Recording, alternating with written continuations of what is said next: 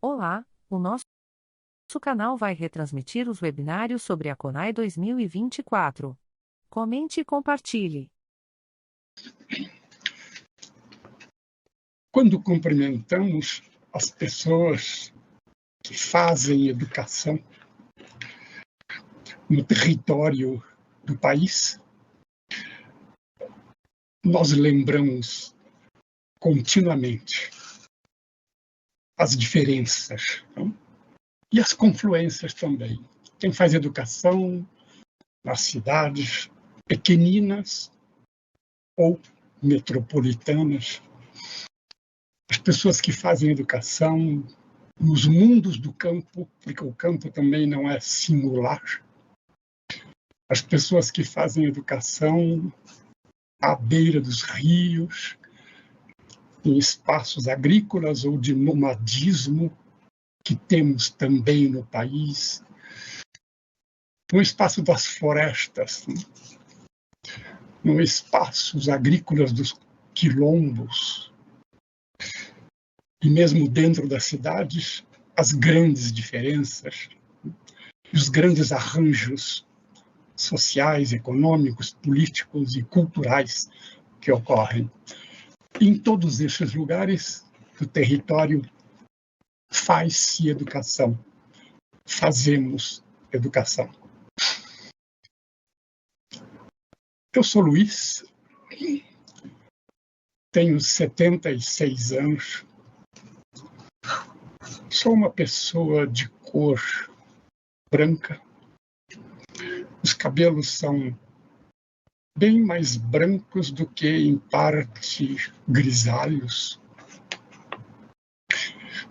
Hoje eu estou com uma camisa listrada. Atrás de mim, embaixo da luz e do ventilador, eu tenho um simples banner que tem duas inscrições somente, uma de cada lado, na parte superior. De um lado, o logotipo da CONAI, da Conferência Nacional de Educação. E de outro, o logotipo do MEC, do Ministério da Educação do Brasil. Hoje é 20 de novembro, dia da consciência negra, dia de Zumbi e de Dandara. Manifestações, debates sobre a questão da consciência se espalham pelo país. O governo brasileiro, o governo de união e reconstrução, marcou a sua presença com várias ações, normas e atitudes. E o MEC, conjuntamente, também o fez. Também é dia do nosso webinário, a CONAI 2024, extraordinária, pensará o PNE como política de Estado para garantir a educação como direito humano, com justiça social, desenvolvimento socioambiental sustentável.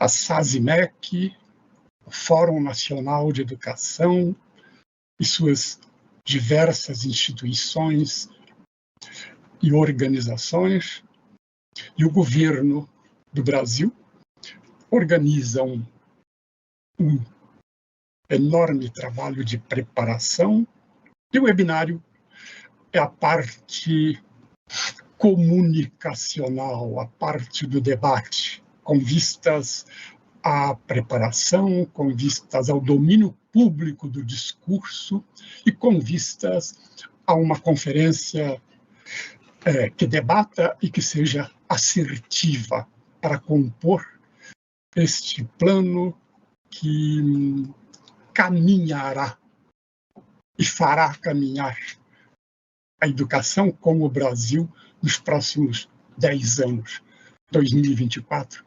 2034. O tema de hoje é indispensável ao debate público e também indispensável nas conferências e que porta um dos maiores desafios do momento histórico, isto é, a efetiva formação e valorização dos profissionais da educação básica em face do quadro geral de desprofissionalização, que já tem sido estudado, em cujos achados técnicos científicos se revelam prejuízos claros à educação brasileira. Convidamos 3 pessoas para estarem conosco neste debate. A professora Suzane Gonçalves, doutora em Educação Ambiental e presidenta da Associação Nacional pela Formação dos Profissionais da Educação, a nossa ANFOP. Convidamos também a Alvana Maria Boff, doutora em Educação e pesquisadora do INEP, Instituto Nacional de Estudos e Pesquisas Educacionais,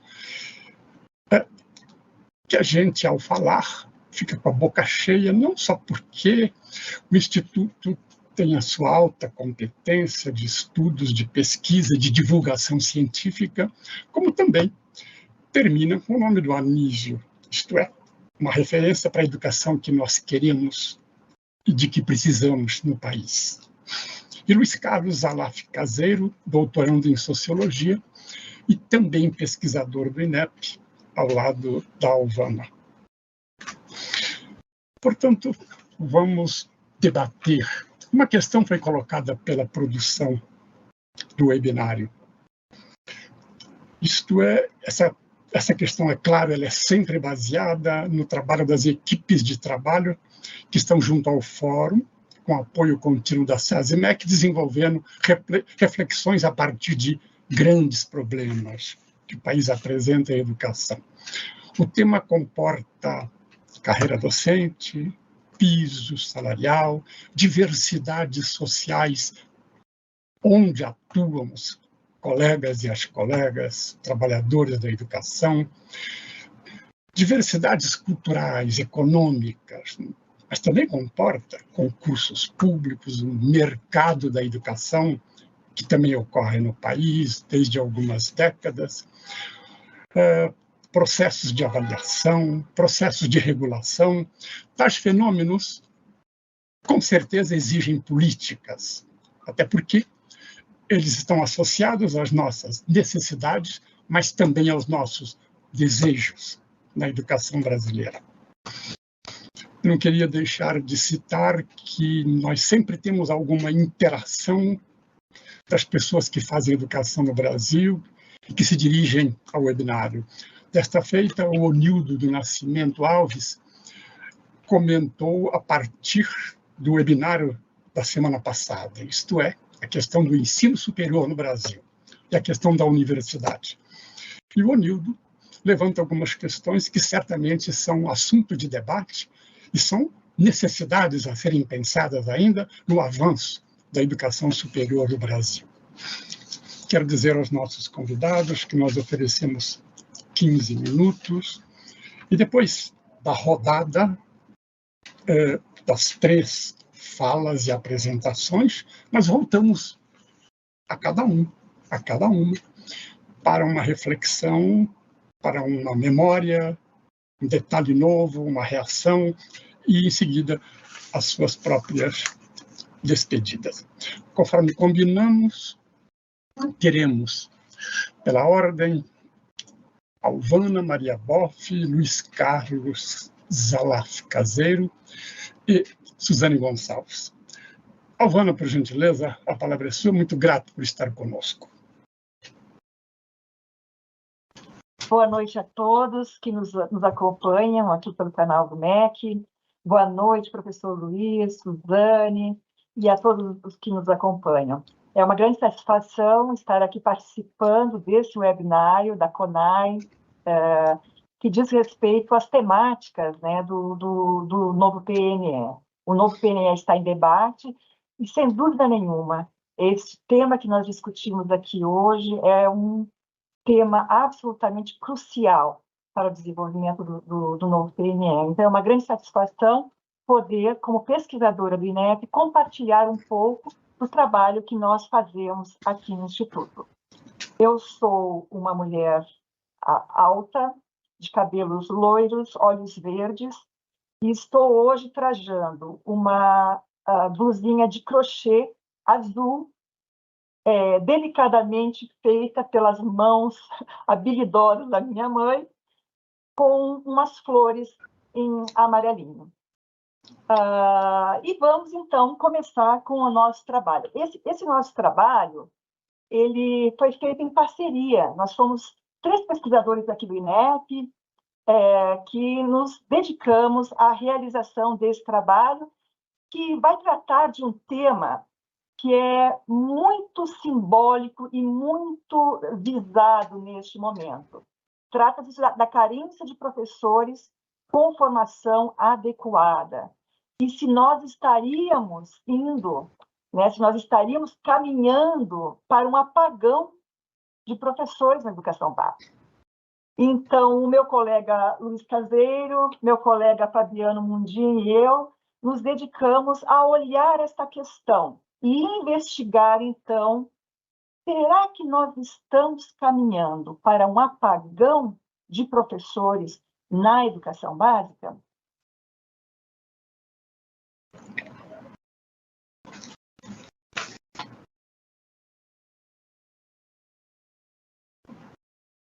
Já estamos com a apresentação? Sim. Ótimo. Então, vamos começando aqui.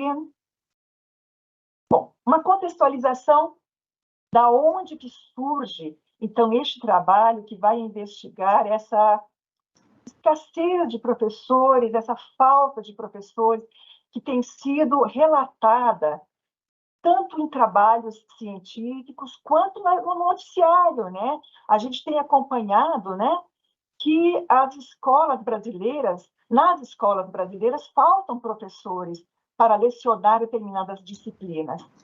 E no nosso relatório de monitoramento do PNE, que é produzido aqui pelo INEP de 2021, que foi o nosso último relatório, nós constatamos, nós temos uma meta, que é a meta 15. A meta 15, ela olha qual é o percentual de professores que atuam na educação básica que tem a formação adequada àquela disciplina que lecionam. E os dados de 2021, que foi do nosso último relatório, são um tanto quanto alarmantes para um país que quer valorizar a nossa educação, né, e oferecer uma educação de qualidade a todos os nossos estudantes. Em 2021, somente 58,5% das docências dos anos finais do ensino fundamental e 66,6% das docências, das aulas que eram dadas no ensino médio, eram efetuadas por professores com formação superior adequada à área de conhecimento que lecionavam. Então, vejam que nós temos hoje uma realidade nesse país que é estudantes do ensino fundamental e do ensino médio que têm aulas com professores que não são habilitados na área de conhecimento que lecionam. Isso é muito grave. Essa contextualização ela também traz alguns trabalhos que já foram feitos, levantando essa questão da falta de professores, a escassez de professores, tanto no ensino fundamental, principalmente na segunda etapa do ensino fundamental e no ensino médio. Então, o objetivo desse estudo com base nesse contexto, é que a gente pudesse diagnosticar no território nacional as carências, a falta de professores adequadamente habilitados para atuar nas áreas curriculares dos anos finais do ensino fundamental e do ensino médio. Nós queríamos também, e nos propusemos nesse trabalho, a estimar que o número de concluintes das licenciaturas supre essa demanda de professores nessas etapas em cada uma das áreas curriculares. E, por fim, no conjunto dessas duas informações, o que nós queremos mesmo responder é: estamos na iminência de um apagão de professores na educação básica? Isso é uma realidade? Então, para levar a cabo o estudo, nós definimos essas questões que vocês veem aí na tela, que vão ser, então, respondidas aqui no transcorrer dessa apresentação. Então, nós partimos de um diagnóstico, nós vamos definir quantos professores são necessários para, digamos, suprir o déficit de professores que faltam.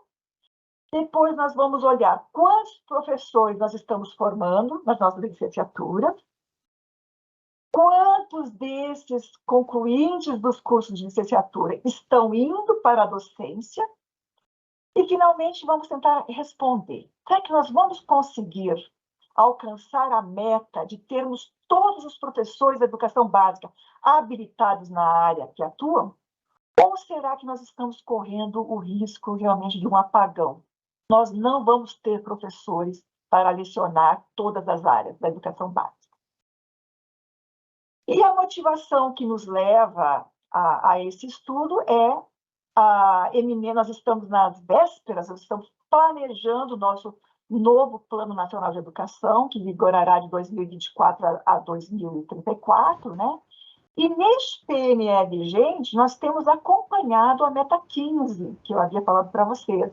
A Meta 15, ela estabelece o seguinte, ó, nós temos que garantir que todos os professores e as professoras da educação básica possuam formação específica de nível superior, obtida em curso de licenciatura na área de conhecimento em que atua, em que leciona. Então, agora eu vou apresentar para vocês aqui, ó, o diagnóstico. Como é que nós estamos agora? Aqui, na verdade, eu consigo trazer um diagnóstico como nós estávamos em 2013, em relação a esse ponto, e como nós estamos agora em 2022.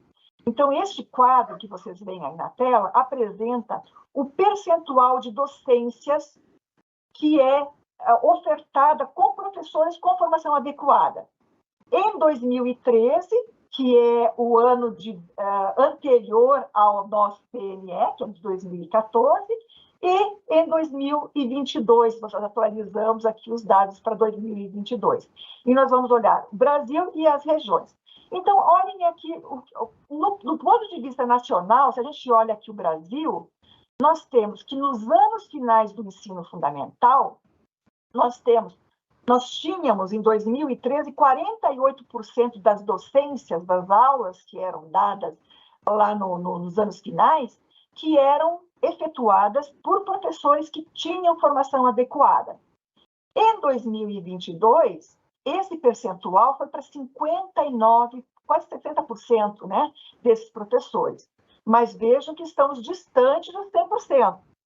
No ensino médio, eram 57,8% das docências adequadas em 2013, e em 2022 fomos para 67,6%. Agora, vocês olhem que, se a gente olhar nas regiões, nós temos diferenças regionais bem marcantes. Observem que na região norte e nordeste, nós temos percentuais hoje menores de docências que são lecionadas, né, que são efetuadas por professores com formação adequada. Vejo que no norte são apenas 47,4% dessas docências, e no nordeste são 46,5% dessas docências que são efetuadas por docentes, né, adequados. E aqui no ensino médio é a mesma coisa, né? Nós temos aqui que as regiões norte e nordeste têm um percentual um pouco mais baixo.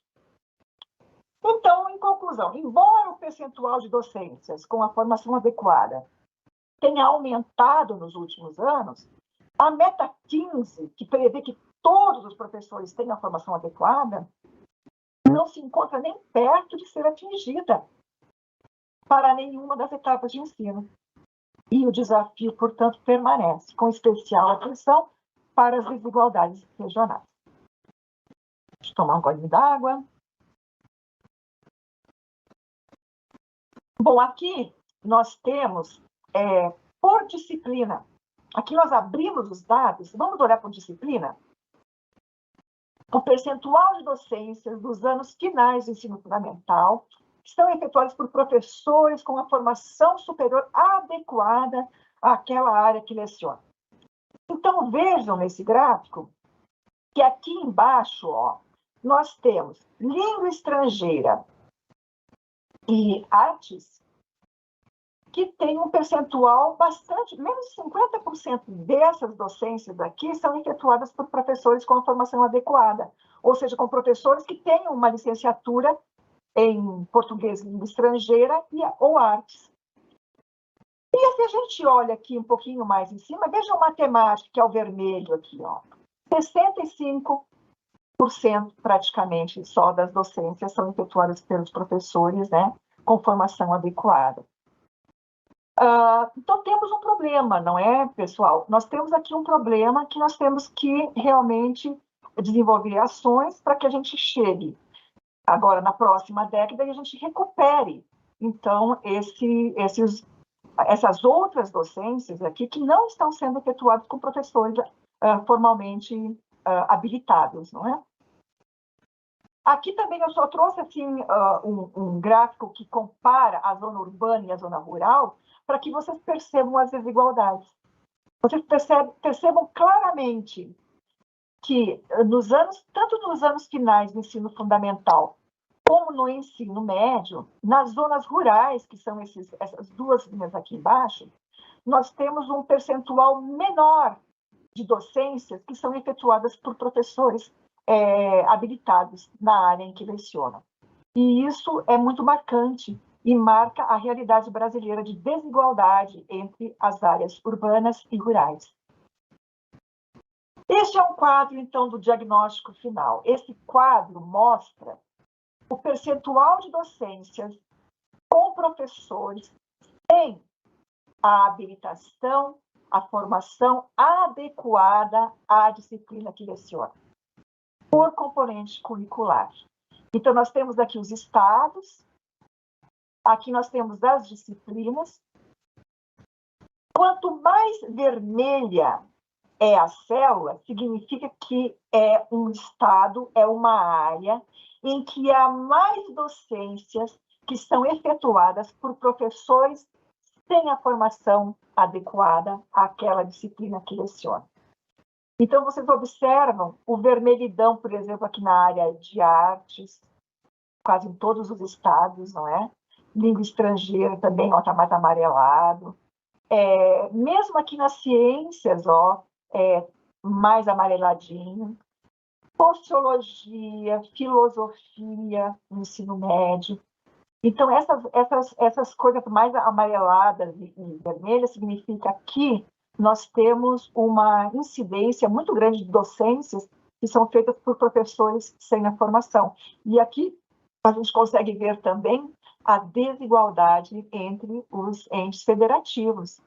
A gente vê claramente que, por exemplo, se você pega o Maranhão aqui, ele é mais vermelho, tem mais dificuldades em oferecer as docências, né, com professores habilitados.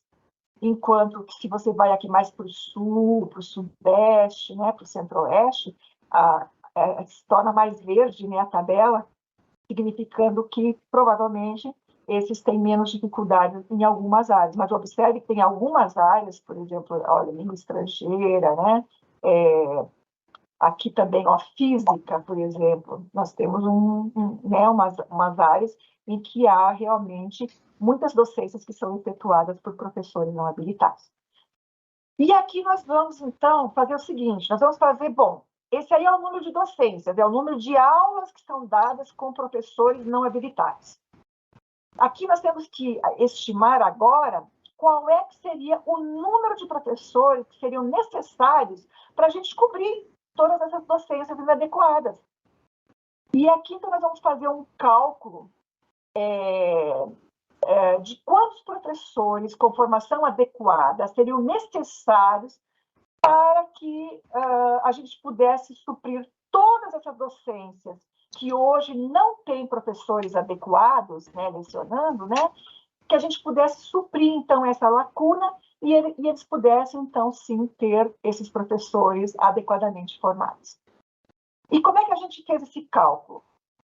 A gente se pautou no trabalho do Marcelino Pinto, que já fez esse trabalho lá em 2014, e a gente pega, então, esse número de docências de professores que não têm habilitação para lecionar aquela disciplina que estão lecionando, e a gente considera essa matriz que vocês veem aqui do lado, que é o número mínimo de horas aula que cada uma dessas disciplinas tem no ensino fundamental nos anos finais e tanto no ensino médio.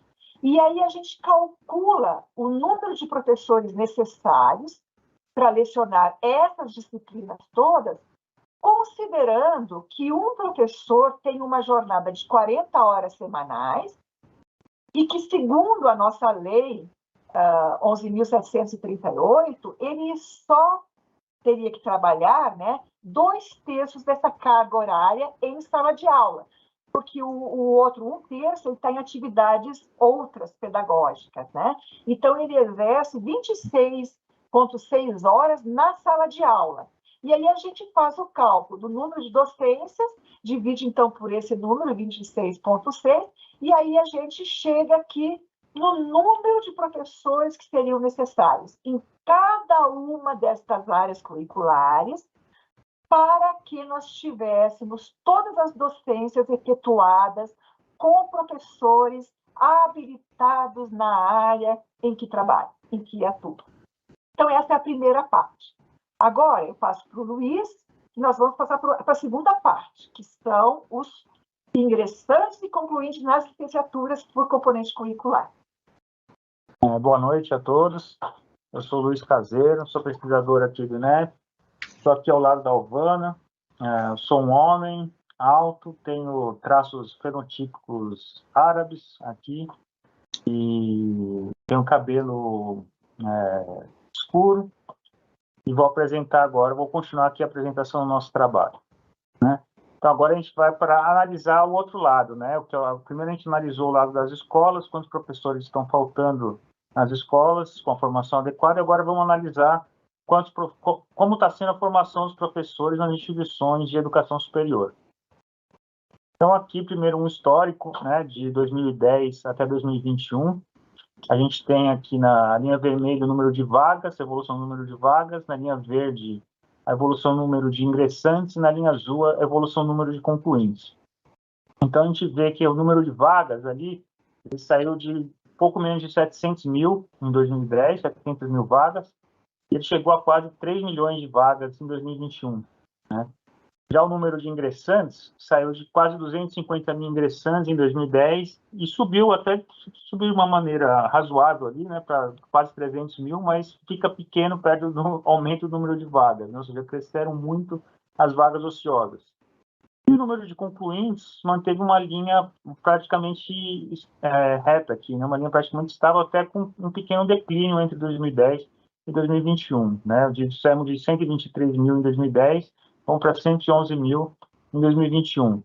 Ou seja, né, tem muita vaga ociosa e tem muita gente que ingressa, mas não conclui os cursos de graduação nas licenciaturas de formação específica, né? Aqui a gente está considerando só que são aquelas licenciaturas que formam professores habilitados para dar aula nos anos finais do ensino fundamental e no ensino médio, né? Que é o que a gente está analisando aqui.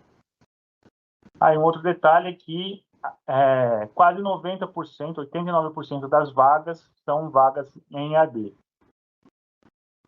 O que é a ociosidade de vagas, né? Dando uma olhada na ociosidade de vagas, a gente vê que no setor privado, a ociosidade de vagas ela ultrapassou 90%, né, em 2021, que foi o último ano que a gente considerou aqui, né? Tanto no privado presencial quanto no EAD. Mas mesmo se a gente pegar aqui o público presencial, né, que seriam instituições de maior prestígio, na média, né, digamos assim, e cursos mais desejados, porque são gratuitos também, além de ter maior prestígio, a gente vê que já tinha uma taxa de ociosidade de cerca de 20% das vagas novas eram ociosas ali em 2014, manteve esse número até 2018, e depois com a pandemia, em 2020 e 2021, ele subiu para 1/3 das vagas ociosas nos cursos públicos presenciais das licenciaturas de formação específica. E agora aqui a gente vê como estão os ingressantes por modalidade. No próximo slide, a gente vê como estão os ingressantes por modalidade de ensino.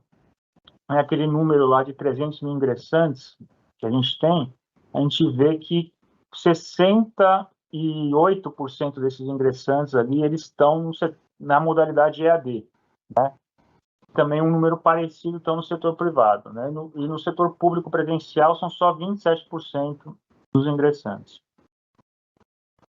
E nos concluintes a gente tem um cenário parecido, né? Também um crescimento vertiginoso dos concluintes nos cursos EAD, né, ao longo dos anos, ultrapassando ali os 50% dos concluintes na modalidade à distância em 2021. E menos de 1/3 nos cursos públicos presenciais. Quando a gente olha os concluintes por área de formação, a gente quis ver também quantos estamos formando para ver justamente se a gente vai conseguir fechar aquele gap que a Alvana mencionou antes ou não, né? Aquele número de docentes que a gente precisa em cada componente curricular em cada estado. Então, aqui a gente está vendo por componente curricular total do Brasil.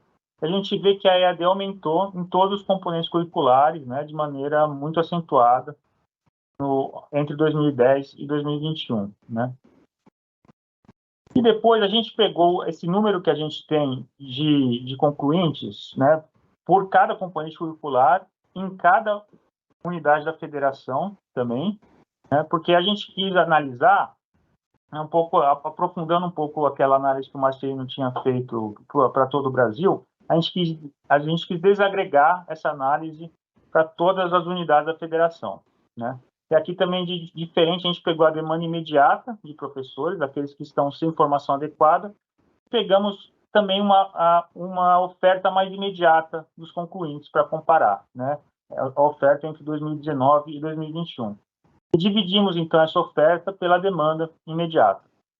Quando a gente tem um número, essa razão aqui, né, aqui a unidade de comparação é uma razão, então, quando a gente tem um número de 1, significa que a demanda estaria satisfeita se todos os concluintes fossem atuar nas escolas, né, na educação básica, né, como docente da educação básica. Se o número é menor do que 1, significa que a demanda não estaria satisfeita, mesmo se todos os concluintes fossem atuar na educação básica. Então, a gente vê aqui, né, que em muitas disciplinas, em muitas unidades da federação, a gente não teria a demanda satisfeita, né, mesmo com os concluintes que a gente tem, quando a gente desagrega por componente curricular e unidade da federação. Então, por exemplo, os concluintes não seriam suficientes para suprir a demanda imediata de física em todas as regiões, de língua estrangeira e matemática nas regiões norte, nordeste e sudeste, e de arte e sociologia no norte e no nordeste. E as áreas que apresentam as menores proporções de concluintes em relação à demanda imediata são artes, com 18 unidades da federação, física, com 16 unidades da federação, língua estrangeira, com 15, sociologia e filosofia, com 11, matemática em 10 unidades da federação e ciências e biologia em 8 unidades da federação, né? E tem algumas unidades da federação que estão em situação mais crítica, né, que seriam Bahia, Maranhão, Amazonas, Acre e Tocantins. Mas aquela demanda, aquele casamento de oferta e demanda de professores, né, a gente está considerando que todos que concluem vão dar aula no ensino básico, né, mas nem todos que concluem a licenciatura vão para a carreira docente, né. Então, a gente pegou e cruzou os dados do Centro de Educação Superior com os dados do Centro de Educação Básica, ou seja, a gente buscou os indivíduos que estavam concluindo os cursos de licenciatura na Educação Superior e fomos procurar esses indivíduos no Centro de Educação Básica, né, como docentes. Então, aqui a gente tem as diversas coortes de concluintes e temos o percentual que eram docentes em 2022. Então, a gente nota que assim, cerca de 1/3 só daqueles que concluem as licenciaturas se tornam realmente docentes na educação básica, né? Esse percentual varia aqui por área de formação, né? Educação física, por exemplo, a gente forma bastante, mas tem um percentual menor que atua na educação básica.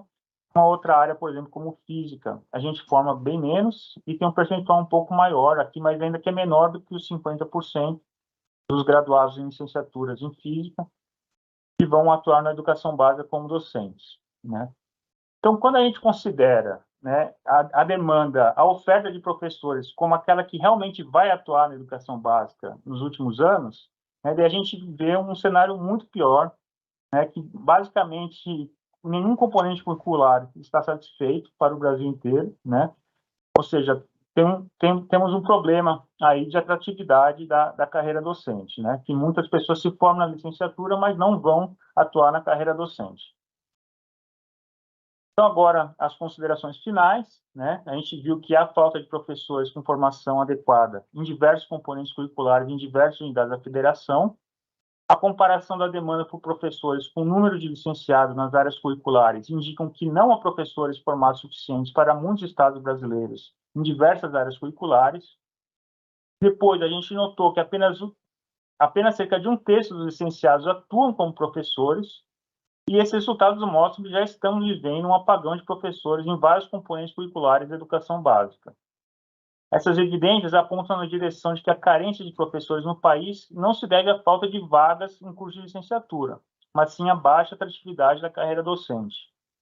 Assim, a solução para evitar um possível agravamento do apagão de professores não está no aumento da oferta de curso de licenciatura, mas sim na atração e retenção de jovens na profissão docente.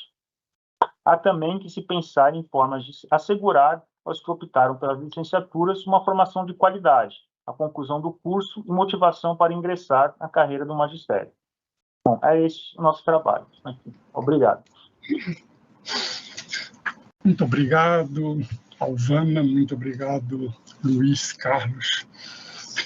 Bem, é verdade que o tema comporta várias questões internamente a ele, enfeixados numa ideia já globalizada na construção dos colegas e das colegas que estão pensando, e também nas conferências, que é a ideia de desprofissionalização, mas é claro que a desprofissionalização também está nessa tempestade perfeita.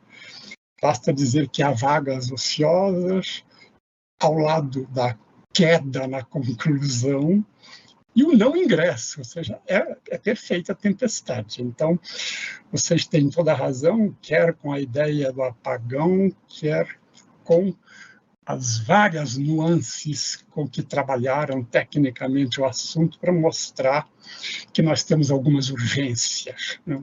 Essa é uma grande urgência. Muito grato a vocês e eu gostaria de ouvir a professora Suzane agora. Obrigado, Suzane, por estar conosco, por favor. Boa noite a todas as pessoas que estão nos acompanhando neste webinário, aquelas que vão nos assistir posteriormente. Quero dizer da minha satisfação estar aqui com o colega Luiz Roberto, que colaborou conosco também nas discussões para o documento referência da CONAI 2024, e uma alegria muito grande estar aqui com os colegas do INEP, que são pesquisadores que têm contribuído significativamente para que a gente conheça e reconheça, né, o diagnóstico da educação do nosso país. Eu sempre ressalvo, né, esse trabalho que o INEP realiza, e para mim é uma alegria muito grande estar aqui com a Alvana e com o Luiz Carlos, com quem também tive a oportunidade de dialogar, né, nesse processo de construção do documento referência para a CONAI 2024 e também de um trabalho que vem sendo realizado junto à SASE, de um GT que tem discutido, né, o próximo Plano Nacional de Educação. Os dados, né, que a Alvana e o Luiz Carlos trazem colocam para nós um diagnóstico das questões que envolvem a formação e o trabalho dos professores e que nos trazem elementos para que nós possamos nos debruçar e pensar, né, o que nós queremos para os próximos 10 anos, né, com relação à formação e o trabalho desses professores.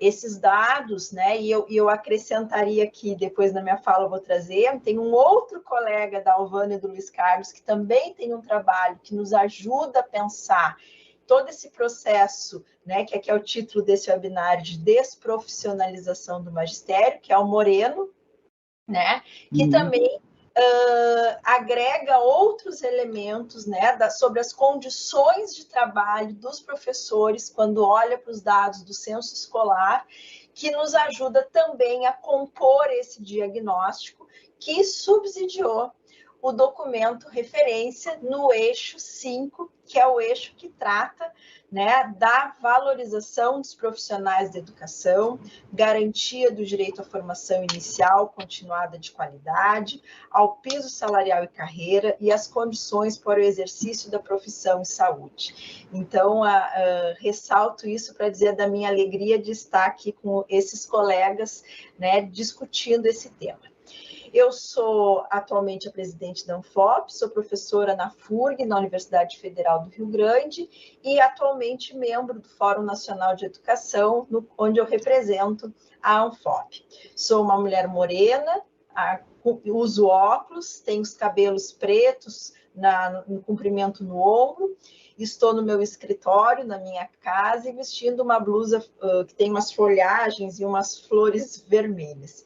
Bem, então, para discutir, né, o tema da desprofissionalização, que foi a problemática que se identificou ao olhar para um diagnóstico, né, das condições hoje que se tem, da oferta de formação de professores e para a educação básica, pensando, né, a atuação desses profissionais, nós constituímos, então, olhando também para o Plano Nacional de Educação, né, as 3 metas que envolviam diretamente as questões de formação de professores, né, a meta 15, a meta 16, 4, na verdade, a 17, a 18, né, nós vimos que pouco avançamos no conjunto dessas metas, quando pensamos, então, nessa qualificação dos professores, na formação e das condições de trabalho desses professores.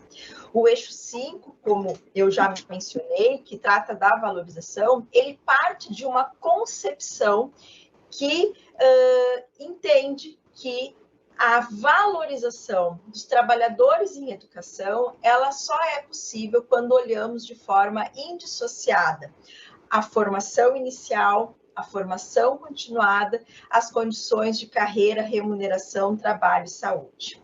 E no âmbito do eixo 5, do documento referência, nós não olhamos apenas para os profissionais do magistério, nós também olhamos para os trabalhadores em educação e discutimos no âmbito do eixo 5 os funcionários de escola, os técnicos administrativos que trabalham, né, não só nas universidades, mas no campo da educação. Mas, para fins deste webinar, né, a minha fala vai se centrar na questão dos profissionais do magistério, por ser a temática, né, proposta aqui para nós discutirmos.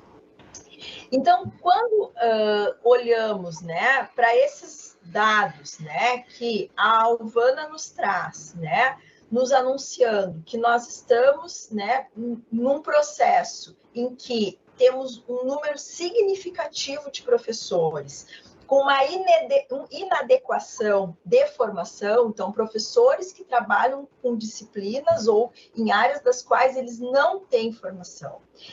E pensamos que, alguns anos atrás, né, nós discutimos a questão do apagão docente pela ausência de cursos que formassem professores, e aí tivemos, né, políticas como o PARFOR, que ainda continua como uma política, mas que foi pensada, né, olhando para esses dados da inadequação, e nós hoje continuamos discutindo isso, nós temos hoje um outro aspecto que eu entendo ainda mais desafiador no debate do possível apagão de professores.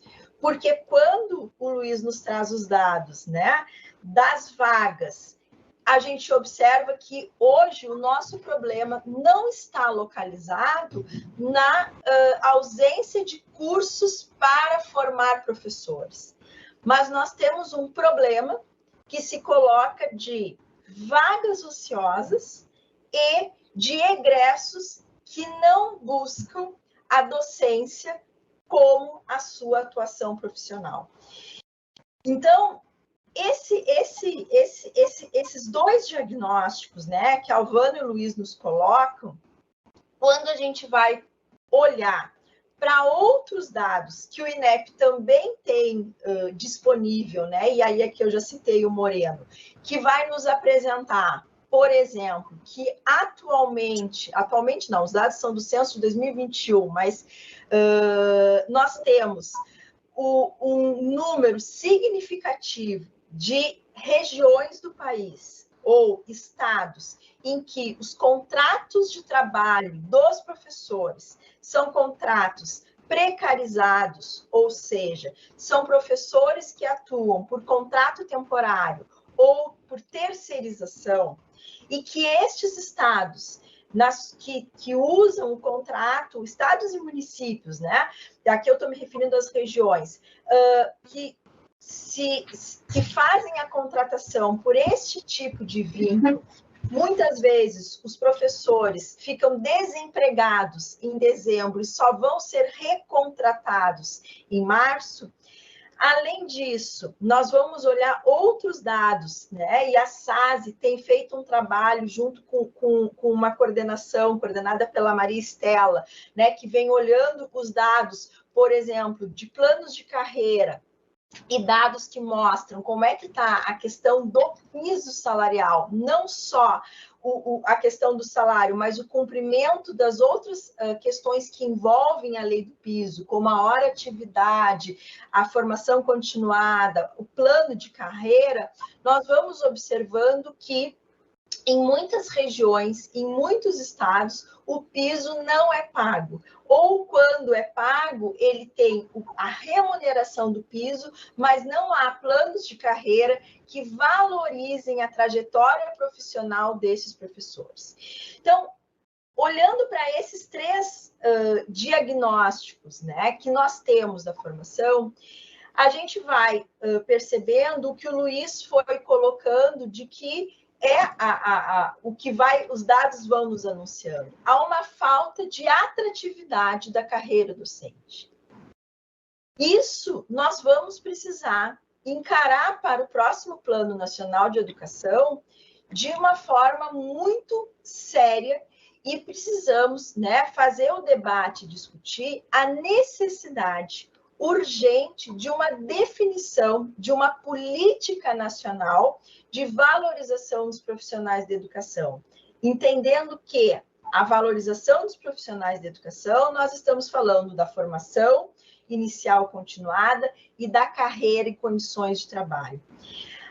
Não há... A gente precisa, sim, qualificar os cursos de formação, né? Os dados do ENAD nos trazem também aspectos que precisam ser observados, como a questão da oferta de cursos majoritariamente à distância, com instituições que não são universitárias, em que nós temos visto, né, uma ausência de uma sólida formação teórica para os professores e também práticas que não estão consoantes com as demandas que as escolas de educação básica colocam para a formação dos professores, mas o central do problema, que hoje nós olhamos para esses dados, é que a falta de condições de trabalho tem feito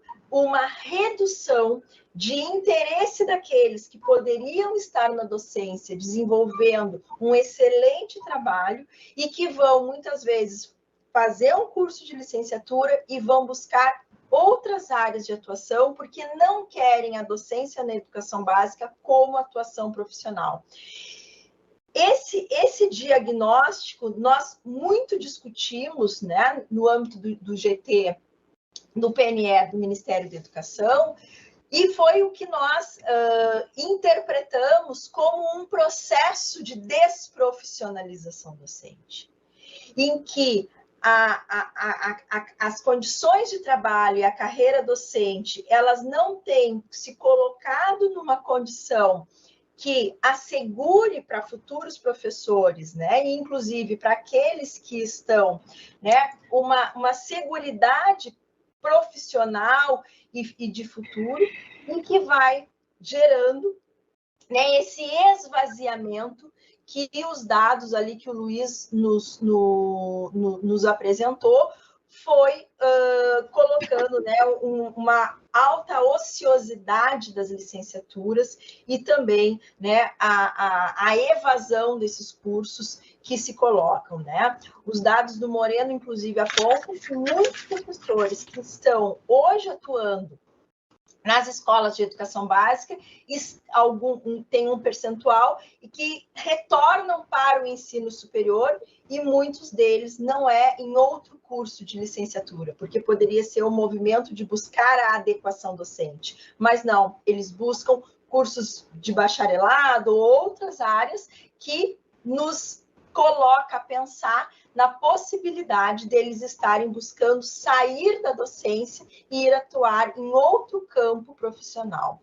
Então, olhando para essa situação, né, nós vamos demarcar ao longo do documento referência, né, pensando, né, no próximo Plano Nacional de Educação, aspectos que precisam ser observados, né, na construção do próximo Plano Nacional de Educação. É urgente que as condições de carreira e trabalho estejam no horizonte dos próximos 10 anos, em que nós tenhamos concursos públicos para os professores e para os trabalhadores em educação, que as condições de trabalho elas sejam qualificadas. A remuneração, ela é um dos aspectos que também compõe a atratividade da carreira, né? Uma das metas do Plano Nacional de Educação era a equiparação salarial dos professores a outras carreiras de mesmo nível de formação.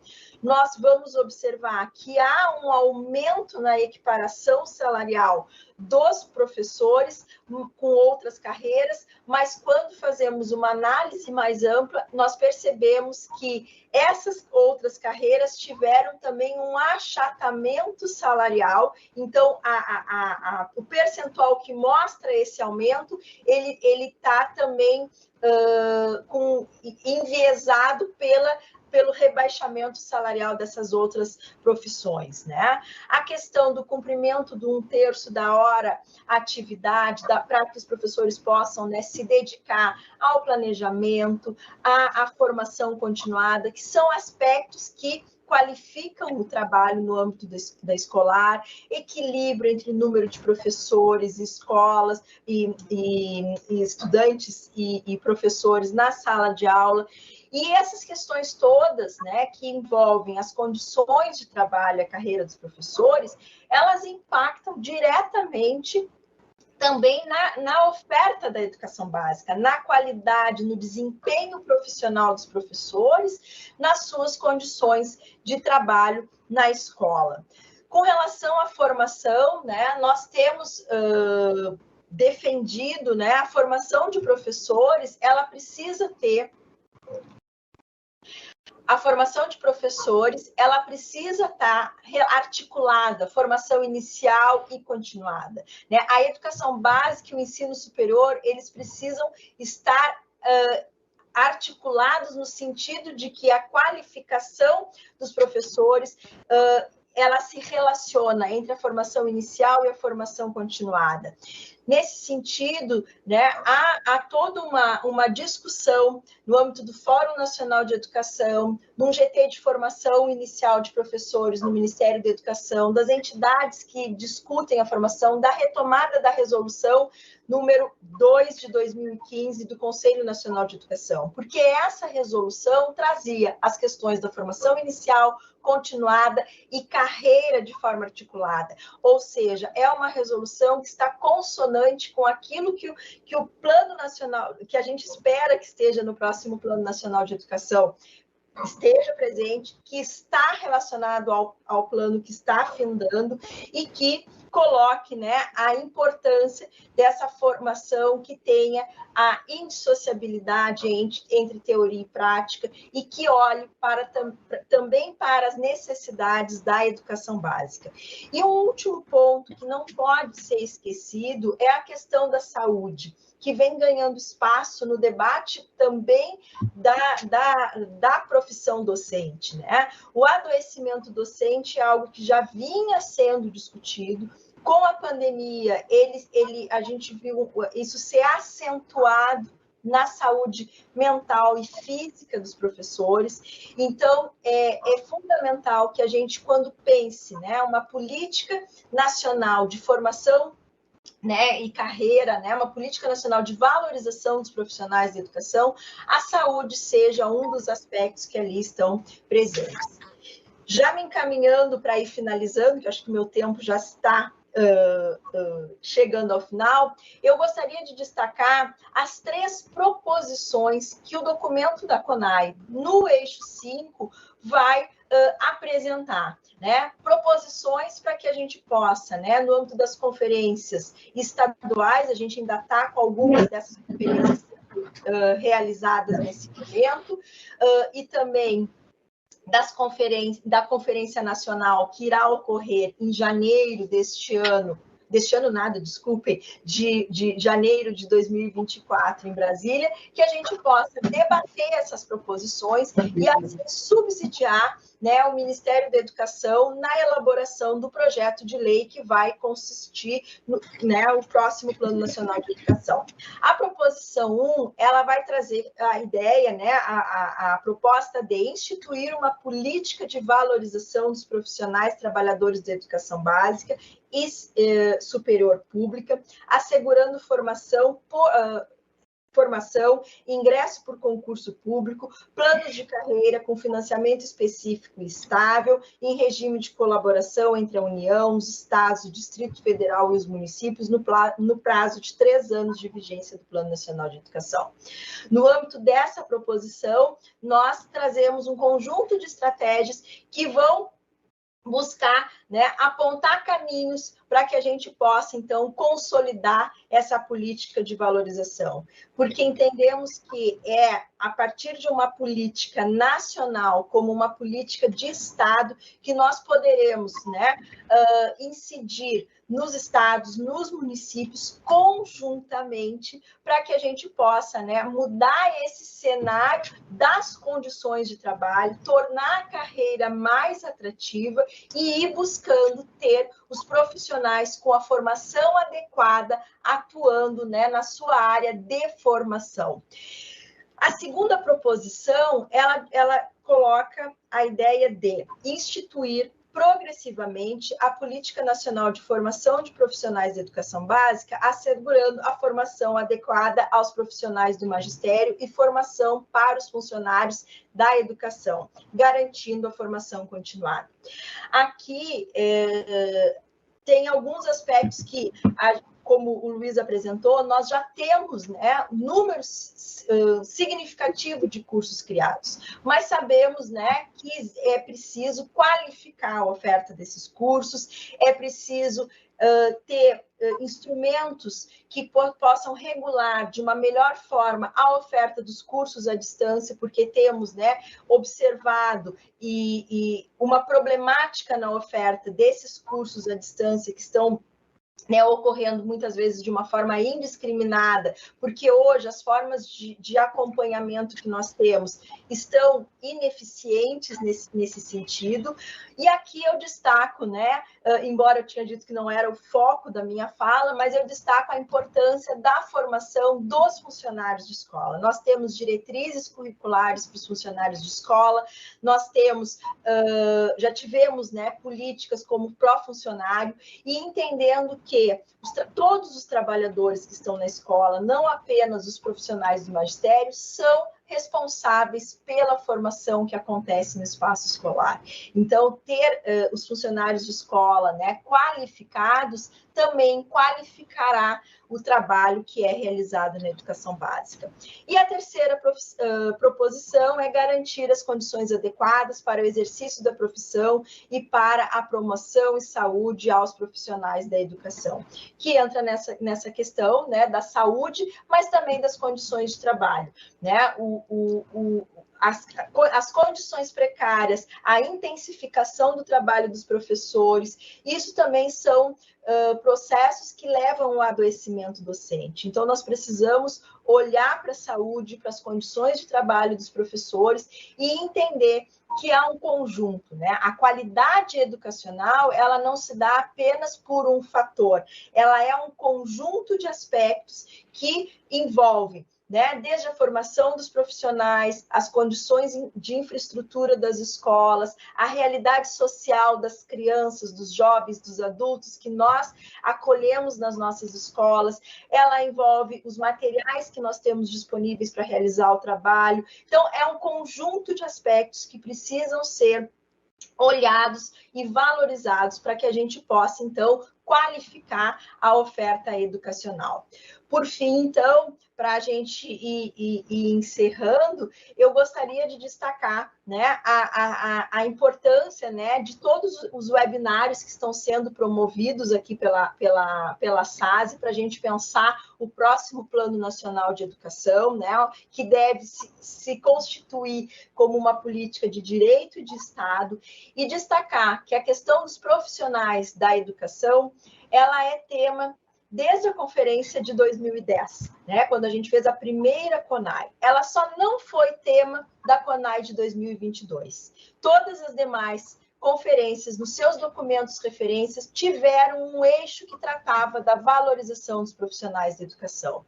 Não podemos dizer que não avançamos em nada. Avançamos, mas infelizmente não avançamos o quanto queríamos e não chegamos aonde gostaríamos de chegar, mas é no compromisso político, né, de estados, municípios, da União e de todos aqueles que fazem a educação que nós vamos avançar, né, na consolidação de uma política qualificada de educação básica, de formação e valorização dos profissionais da educação. E, nesse sentido, a definição do que está lá no primeiro eixo do documento referência, que é um Sistema Nacional de Educação, ela é fundamental, porque um Sistema Nacional de Educação, ele vai articular as questões relacionadas à valorização dos profissionais da educação, a questão da educação básica, do regime de colaboração para o atendimento da educação infantil, do fundamental, do médio, das modalidades educacionais, que nós não podemos nos descuidar das modalidades. Então, eu estou muito empolgada e confiante com a nossa próxima Conferência Nacional de Educação, porque, como disse o Roberto, nós estamos, né, num governo de união e reconstrução, né? E a participação social, ela é fundamental nesse momento, e as conferências estão aí para que a gente possa, né, nos manifestarmos e colaborarmos para essa reconstrução. Muito obrigada. Muito boa essa relação entre INEP e ANFOP.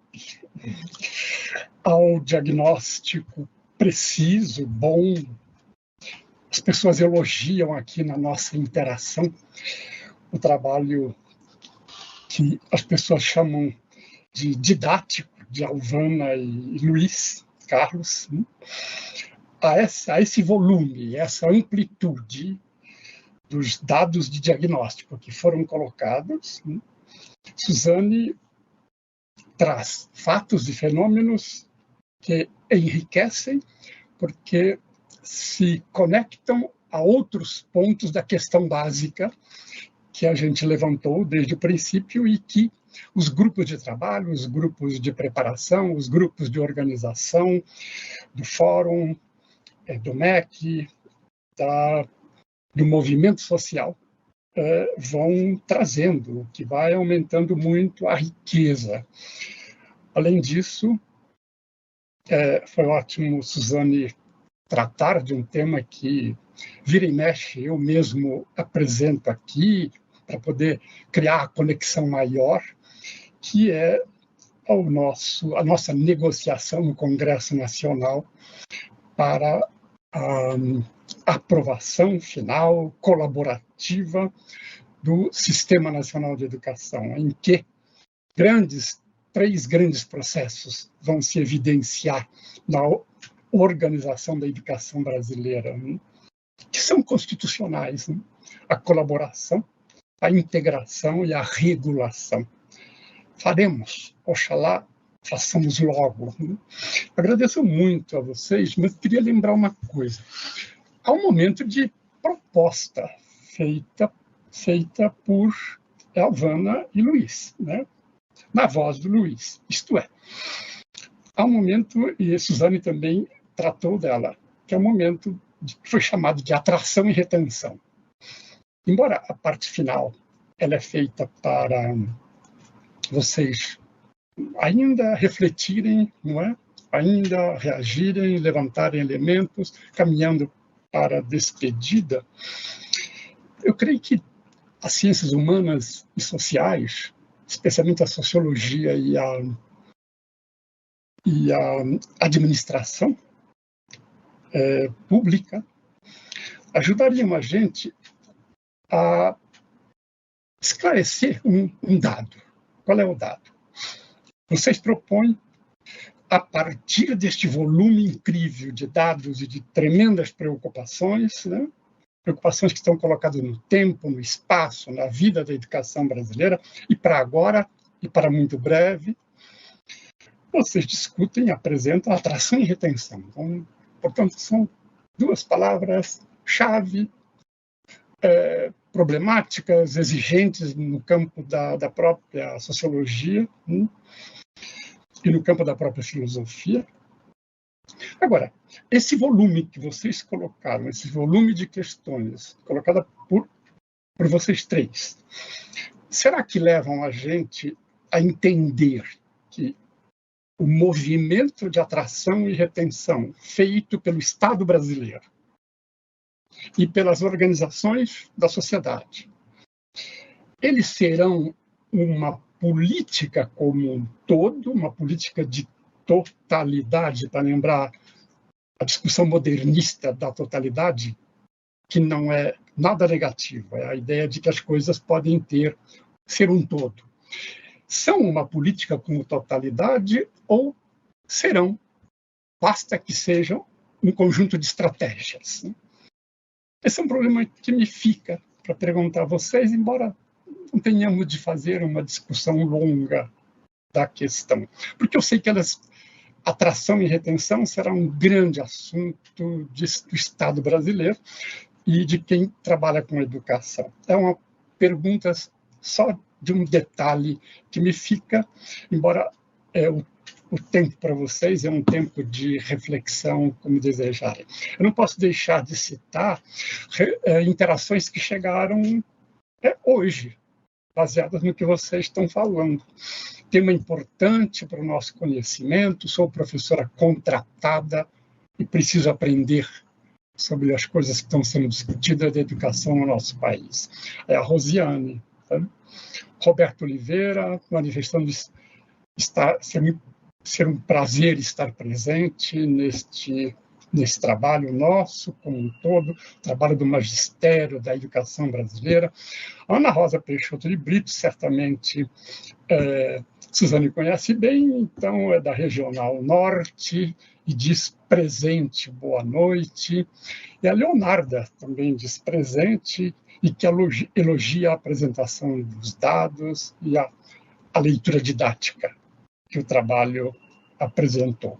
Depois citam-se várias cidades do Brasil, cada uma mais charmosa que a outra e que me dá alegria e saudade.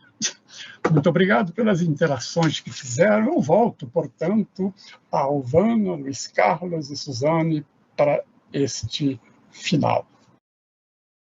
Pois não, Alvana? Eu acho que temos aqui uma questão que é bastante complexa, mas nós temos dados suficientes para dizer isso é muito bom, né? É para isso que serve a pesquisa social, né? A gente consegue identificar aonde é que estão os gargalos, né? Quais são as possíveis causas do fenômeno que se apresenta, o fenômeno dessa desprofissionalização, que, como a Suzane falou, ela apresenta várias dimensões. Então, eu pensaria assim, nós temos que propor, nós temos que ser propositivos no nosso novo PNE, para que daqui a 10 anos nós tenhamos, se não resolvido, pelo menos mitigado, pelo menos, né, evoluído nesse sentido de resolução dessa questão. E aí nós temos que pensar no todo e nas partes. Por quê? Porque o fenômeno dessa desprofissionalização, ele é tão amplo, ele não envolve só as questões governamentais, ele não envolve só as questões, digamos, do sistema. Ele envolve algo que, para mim, é muito mais profundo. Eu me pergunto por que os nossos jovens não querem ser professores. Que visão é essa na sociedade de hoje que nós temos, em que a figura do professor perdeu aquilo que tinha lá quando eu decidi ser professora, lá quando a minha mãe decidiu ser professora? O que na nossa sociedade afasta os nossos jovens, a nossa juventude, na escolha de uma profissão que é tão importante, que é tão fundamental ao desenvolvimento social e econômico de um país. Então, essa é uma pintura muito ampla. Mas como a gente tem que materializar, porque a gente tem que ter um espírito pragmático, né, professor Luiz? A gente, enquanto governo, enquanto, né, agentes públicos que estamos aqui representando a nossa população e representando, né, esse bem comum que nós queremos a todos, nós temos que também ter um lado pragmático. E nós temos que pensar quais são as medidas concretas que vão nos levar a mudar essa imagem da profissão docente que hoje está instalada. E essa imagem ela tem que ser mudada no imaginário das pessoas e também na concretude da profissão. Nós não temos alternativas, nós temos que tornar a profissão docente uma profissão digna. As condições de trabalho do professor têm que ser dignas. O professor não pode adoecer na escola. O professor tem que ter satisfação naquilo que faz. Aquela satisfação de levar o estudante a aprender. E para isso tem que ter condições salariais dignas, condições de carreira dignas, condições de trabalho dignas. Não posso acreditar que um professor tenha que trabalhar com 500 alunos, sabe, para ter o seu sustento, e tenha que trabalhar, sei lá eu quantas horas, em quantas escolas, e por isso adoece também. Não posso acreditar que o professor tenha que conviver com aquela violência que está instaurada, né, na nossa sociedade e que leva ao adoecimento e a outras condições. Então, todo esse quadro que nós temos que reverter. E eu acho que tem um quadro, tem coisas que são revertidas com ações muito concretas governamentais. As políticas são para isso, né? Eu tenho que ter uma política de piso, tenho que ter sim. Tenho que ter uma política de carreira, tenho que ter sim. Mas tenho também que trabalhar um outro lado, que é o da imagem, que é o do significado, E eu gosto, eu sempre me vanglorio muito aos meus colegas estrangeiros, porque nós tivemos aqui no Brasil campanhas que foram extremamente felizes de sucesso, como, por exemplo, a dos fumantes, né? Como, por exemplo, a campanha do Parar na Faixa. Aqui em Brasília, pelo menos, ela funciona. E a gente injeta gentileza nas pessoas que param na faixa. Então, nós temos, sim, a mídia social, ela tem muito poder. A gente não pode esquecer disso. Então, eu acho que é um trabalho muito conjunto, é um trabalho de governo, é um trabalho da nossa sociedade civil organizada, é um trabalho da sociedade como um todo, que vai nos levar a esse outro patamar de valorização da profissão docente e da profissão do magistério. Obrigado, Alvana. Luiz. Obrigado, Luiz Roberto. Primeiro, eu gostaria de manifestar minha alegria também de estar aqui nesse evento, né? Que eu tive que me apresentar muito rapidamente, porque eu entrei no meio da apresentação da Alvana, então me apresentei correndo. Mas é um prazer estar aqui participando desse ciclo de webinários organizado pela SASE, como parte da CONAI, né, com o Fórum Nacional de Educação. Prazer estar aí com a professora Suzane também, já se encontrou lá nas discussões do GT do PNE, né? Então, em primeiro lugar, um prazer estar aqui com todos que estão assistindo também agora ou depois, né? Eu acho que, assim, o trabalho que eu e a Alvana a gente apresentou, ele se limitava a responder algumas perguntas bem delimitadas ali pelo trabalho, que eram de natureza mais quantitativa. Né? Mas depois ele foi muito bem complementado aí pela fala da professora Suzane, né, que existem outras dimensões também ali do problema.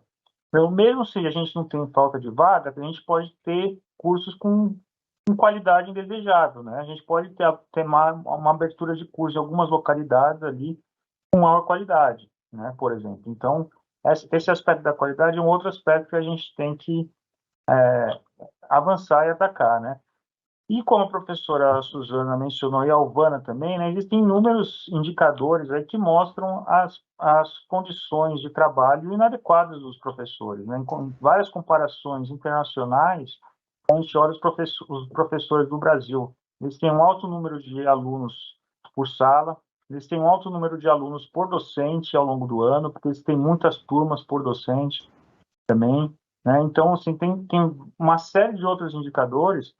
Quando a gente olha o salário, tem um exercício que eu fiz em outro trabalho, por exemplo, mostrando que muitas vezes alguns cursos, você se formar em alguns cursos tecnológicos de 3 anos de duração, você consegue um salário depois melhor do que se você se formar numa licenciatura, com 4 anos de duração. Né? Então, assim, esse aspecto do salário é de suma importância. Eu acho que, como a Alvana muito bem lembrou, além dos aspectos materiais, tem um aspecto simbólico também de valorização docente na sociedade brasileira, né? E esse foi um aspecto que foi muito atacado, assim, digamos, nos 4 anos anteriores, né? Aí, para dizer o mínimo, né? Então, acho que temos que avançar nesses dois aspectos, né? Tanto de melhores condições para os professores, para os alunos também, que a gente sabe que muitos alunos aqui querem ser professores, né? O aspecto da retenção que o Luiz Roberto mencionou, né? A gente pode ter programas também para manter os alunos no curso, programas de bolsa, né? Porque a gente sabe que muitos alunos são de famílias carentes, né? De famílias com baixo nível socioeconômico e que têm dificuldade em permanecer no curso muitas vezes, né? E lógico, você tem uma perspectiva depois, um salário melhor, né? Como você tem, não à toa o curso com menor evasão no Brasil é medicina, né? Que é o curso que você tem um maior salário depois. Então, se você tem uma melhor condição de trabalho posterior, faz com que você tenha uma maior permanência no curso e forme mais profissionais também, né? Então, acho que é isso. Acho que foi muito bem complementado aí a nossa fala pela Alvana e pela professora Suzane. É um prazer estar aqui com vocês. Muito obrigado, Luiz Carlos Zalaf Caseiro, pela sua participação. Suzane, por favor.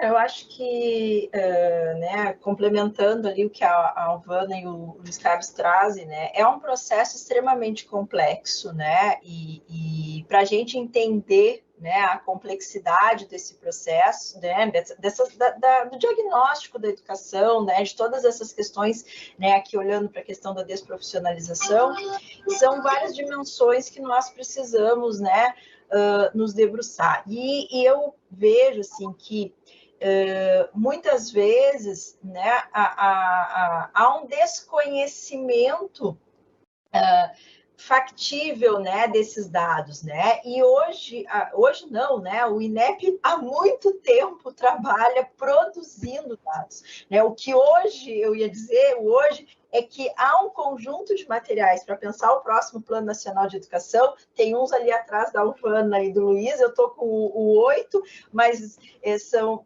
até o momento 8 volumes que vão trazendo esses dados, olhando também para as metas, né? Esse aqui são contribuições, o número 8 é contribuições ao novo Plano Nacional de Educação, que nos ajuda a ir compreendendo, né, a realidade educacional e compreendendo, né, processos que a gente observa muitas vezes, mas às vezes, enquanto pesquisadores, né, e eu falo do meu lugar como pesquisadora da universidade, eu faço a análise da minha região, mas quando eu consigo olhar para os dados que o INEP produz, né, e compreender o que significa os dados da minha região nacionalmente, a gente consegue ter mais elementos para pensar as políticas públicas. E quando estamos falando do Plano Nacional de Educação, nós estamos falando, sim, de uma política pública que nós queremos ela como uma política de Estado, né? Trazendo o que o professor Luiz Dourado diz, né, que ela seja o epicentro das políticas educacionais, né?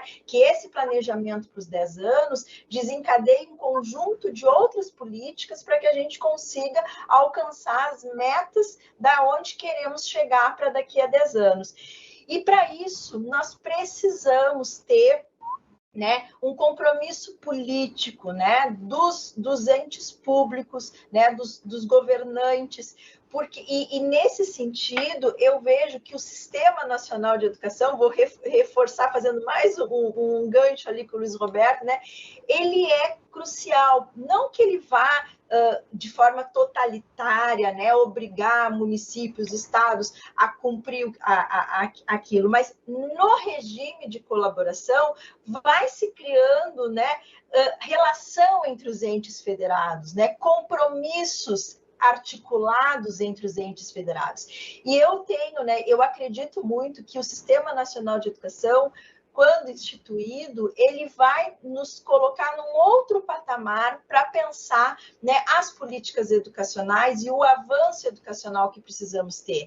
Porque nós temos, né, como os dados que os colegas apresentaram, nós temos enormes assimetrias, né, olhando ali para a formação. E essas assimetrias, elas se revelam nas condições culturais, sociais, econômicas. Então, há desigualdades regionais muito grandes. Então, o Sistema Nacional ele vai colaborar para que a gente consiga chegar nas diferentes regiões buscando estratégias que respeitem, mas que busquem contribuir com as necessidades locais e regionais. Da mesma forma, né, aqui eu trouxe a questão do compromisso político né, dos governantes, mas nós também precisamos pensar, né, essa questão do compromisso com relação ao reconhecimento social da formação.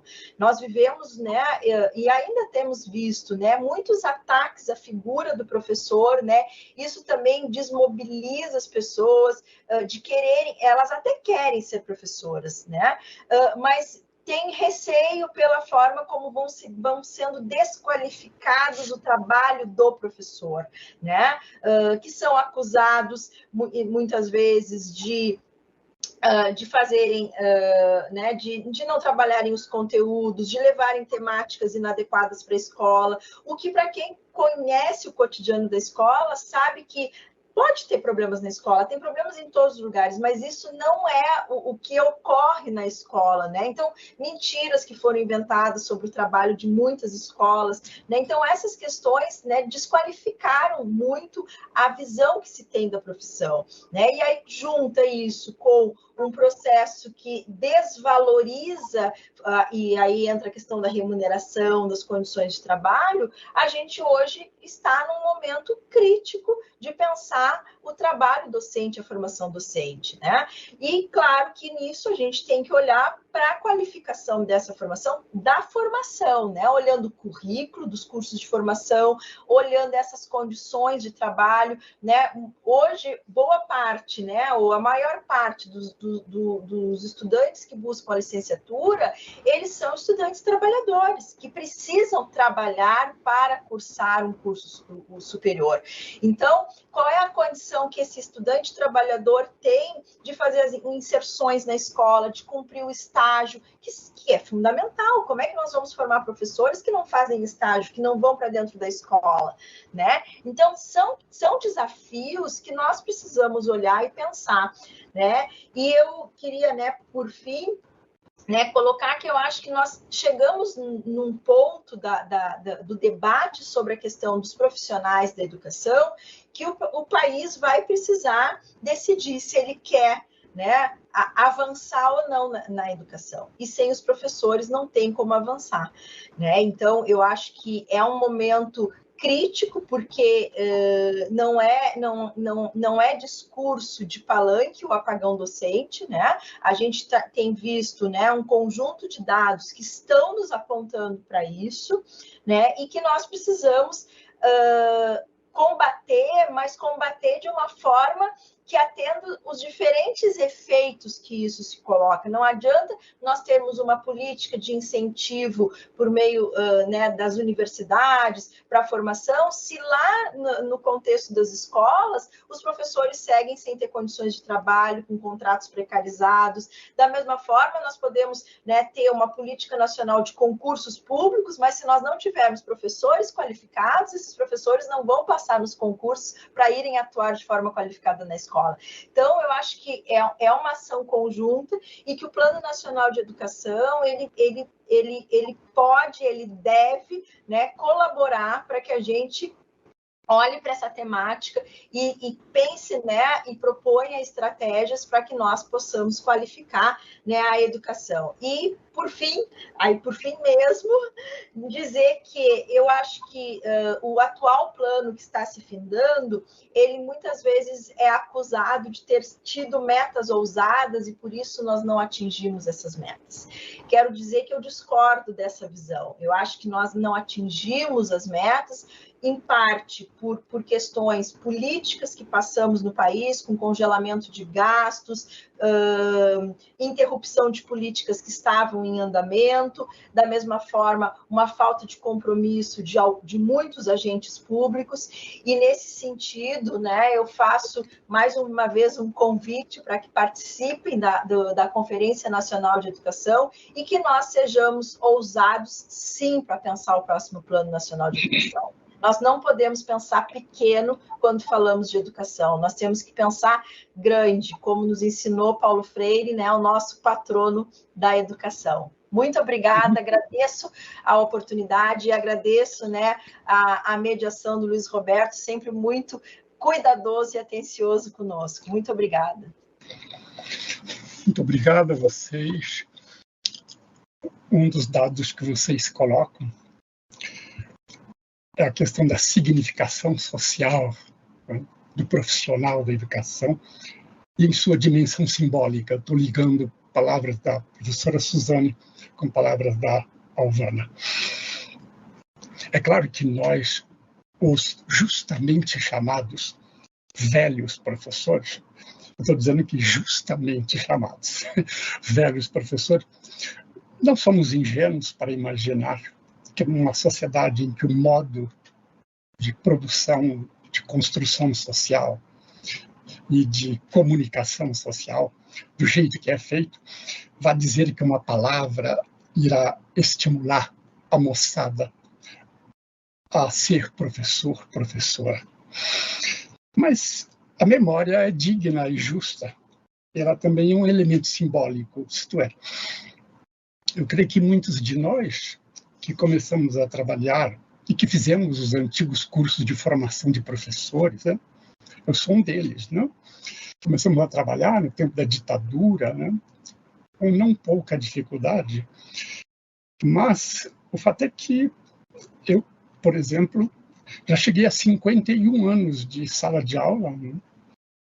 Então, ou seja, é bom demais, sabe? É maravilha ser professor e enfrentar as vicissitudes de novos modos de produção, nos quais a gente vai reconstruir essas imagens, essa significação social e essa dimensão simbólica. Por isso, eu creio, isso nós fizemos a partir da educação de crianças, né? A gente pode ir também da educação de crianças à orientação de pós-doutorados. É um processo em que uma coisa está ligada à outra, ou seja, nunca esquecer que a gente foi professor de crianças e que nós temos alguns elementos da infância até o fim da vida, até a morte. Pois bem, eu creio que nós tocamos, não só tocamos, como refletimos na voz de vocês, na apresentação de vocês, os diversos elementos, temas, fenômenos, dados do grande problema colocado e que está em movimento no rumo do PNE. Isso significa que a gente abriu, nesta noite, mais uma vez, para o domínio público, para a conversa espontânea ou para o debate efetivo das conferências, abriu novas possibilidades na dimensão das mensagens que o PNE proporá em breve. Eu agradeço muito, portanto, a cada uma de vocês, agradeço bastante, como sempre, o trabalho operoso, companheiro da SASE, do pessoal da SASE, para a produção dos webinários, sempre em sintonia com os movimentos e as ações dos grupos de trabalho que operam nessa direção. Agradeço e digo sempre que é uma alegria, um encanto para mim ter ao meu lado, ao nosso lado, os colegas da interpretação de Libras, não? E, enfim, a todas as pessoas que fazem educação, que estiveram conosco, os que estiveram conosco dirão a outras pessoas, se comunicarão nas suas redes sociais, para que aumente a presença da leitura desse debate, porque quem nos vê e nos ouve, não somente nos escuta, ele nos lê, né? Eles leem a palavra, leem o texto, leem o mundo, também para lembrar Paulo, né? De modo que foi uma noite de ampliação do debate rumo à CONAI, e fica o nosso boa noite e o nosso agradecimento. E boa semana, e até.